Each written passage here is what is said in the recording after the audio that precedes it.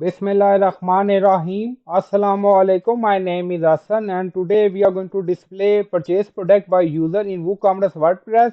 Before starting work, it's my request, please subscribe my channel. Thank you. Now back to our work. So we are going to add code. Scroll down on left side you see plugin. So click on add new. Then in search plugin, write WP code. So this is plugin WP code insert header and footer we will use.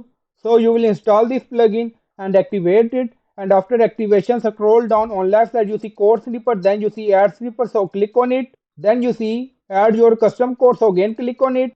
Now create custom snippet section open. Scroll down you can title it. Then you see code preview. On right side you see code type. Drop down select PHP snippet. Now we are going to paste code and you will find this code in video description or in comment section. Scroll down you see insert method auto install location run everywhere. On top you see inactive now active and then click on save snippet. Now snippet created and saved. And then we are going to add shortcode to display purchase product by user. So you can add shortcode to any page. Now go to my account page. Now click on edit. You can add shortcode. Now you see my purchase product and you will find this short code and custom code in video description or in comment section. Now back to edit page and then click on update and page updated done and you can add this short code to any page.